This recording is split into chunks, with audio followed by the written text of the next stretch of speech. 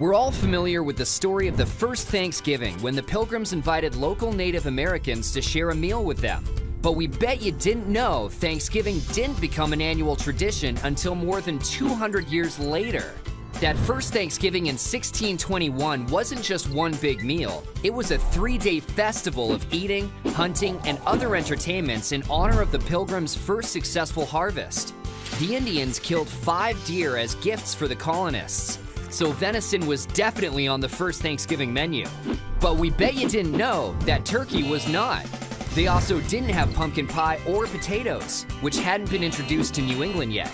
And while they may have eaten cranberries, they would have been served plain, not in a sauce or relish. The Pilgrims didn't plan on starting a Thanksgiving tradition. In fact, they didn't repeat the November celebration in subsequent years. In 1789, President George Washington announced the first ever national Thanksgiving holiday, which took place on Thursday, November 26th. But it didn't become an annual tradition nationwide until the 19th century.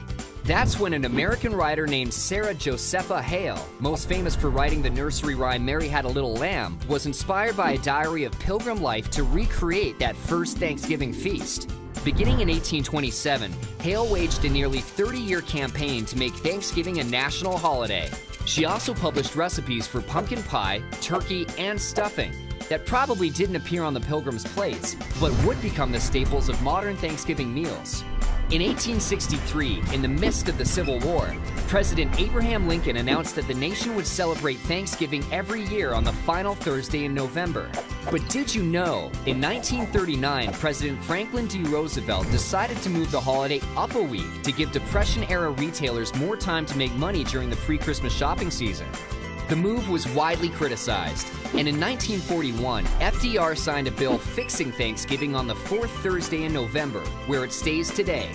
One of the quirkiest Thanksgiving traditions began in 1989, when President George H.W. Bush granted the first official pardon to a turkey. Every November since then, the current Oval Office occupant has given a reprieve to 1 or 2 turkeys, sending them into retirement on a farm rather than to a dinner table.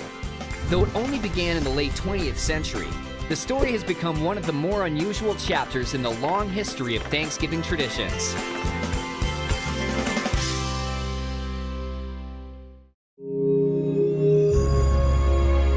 Good morning, Stallions. Good morning, Stallions. Today is Friday, November 17th. I'm Jalen. And I'm Anastasia. Please stand for the pledge.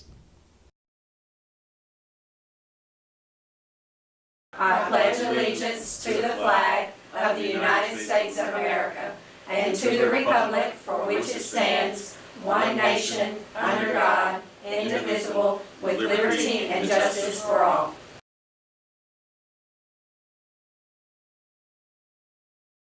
Now for your daily announcements. As you know, the book fair ended yesterday, and thanks to you, it was a great success. Is there a book you missed out on because we sold out at the book fair?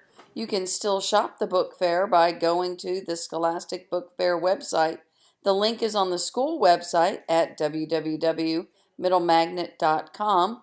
You will be able to shop online through Wednesday, November 22nd. CMM House Lip Sync Battle will be Wednesday, December 6th at 3 p.m. Armbands will go on sale Monday, December 4th at lunch for $5. Come and support your house and see lots of great talent. Our halls, field, and sidewalks look terrible. Yeah, baby, fix it. So please consider throwing your trash in the trash cans. Thank you. Well, that's all for us. Have a great Thanksgiving and be grateful for what you have. Because we have those who are not fortunate as us, and we want to support them and support our families. And be thankful.